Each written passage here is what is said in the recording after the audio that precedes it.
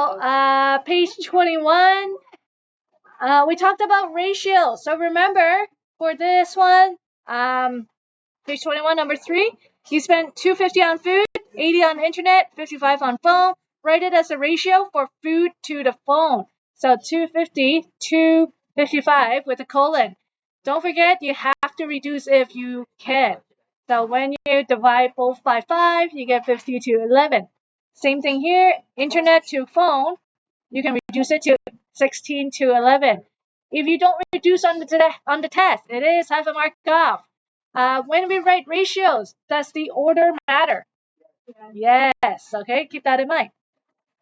Number 7, these ones with the shadow, you can pretty much bet you'll see a question like this on the test, since this is like the third or fourth example that we did together. So you have a pole that's 12.5 meters tall. It makes a 4.75 shadow, and then the second pole that you don't know how tall it is, it makes a 2.5 meter long shadow. So when you so these type of proportion questions, set up your fractions. So pole to shadow, pole to shadow. So set up the fraction equals fraction. So once you have this, what's my second step? After you set up fraction equals a fraction, my second step is cross multiply. And my third step?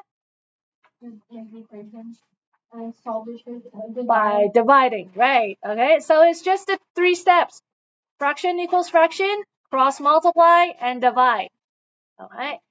Don't forget units, because this is in meters. So the height of the pole is 6.6 meters. Again, no units, half a mark off on the test. Okay. And I'm telling you, you will see questions like this. I can't be more hintful. For height, do you necessarily have to practice? Oh, good question. Okay. I got 650. Good question. On the test, it will say what to round to. Okay, yeah. So on the test, I will say what to round to. Page 24. Oh, so sorry. So for that review, the second review, you can see I have answers right here. So make sure you do check your answers. That's how you know if you're doing it correct or not. Okay, page 24, number 18. Okay, 25.5 is 8.5% of what number? I know this sounds confusing. You're like, is this English? Okay, if it sounds confusing to you, decompose it word for word. Okay, so 25.5. 25.5. What does is mean? Equal, that's right. Okay, 8.5%. Remember I said 99% of the time? The fraction, the percent, you have to change it to a decimal. So what's 8.5% as a decimal? Let's see. Nathan, what is 8.5% as a decimal? 0.085. Okay, and then off means what? Times. And then what number? Call it n.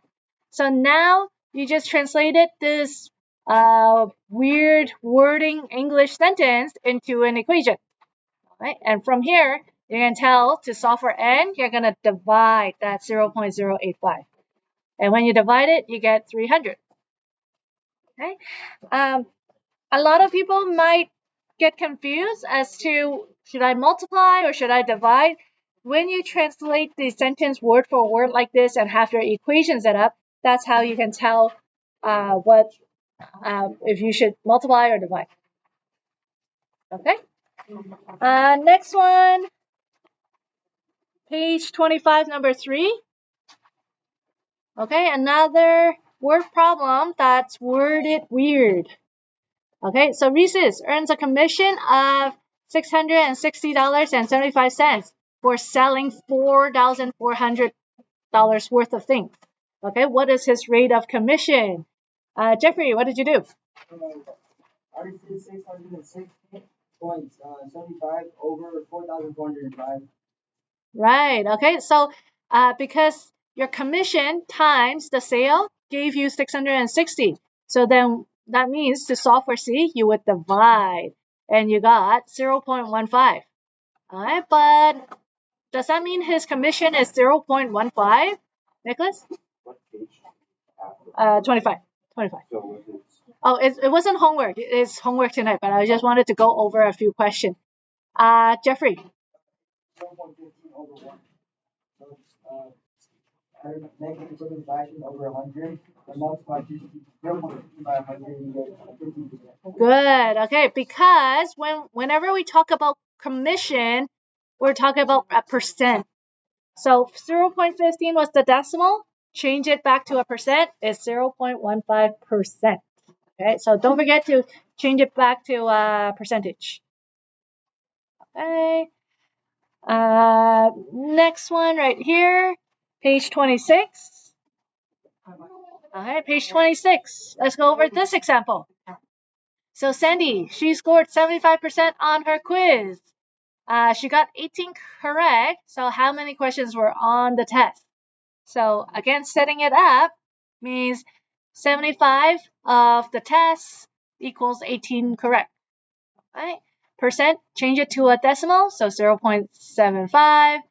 Okay, so what do I do with that 0.75 now? Yep, James? Take 0.25.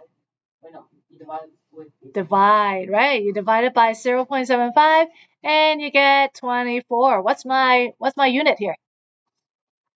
T equals 24 questions. Good.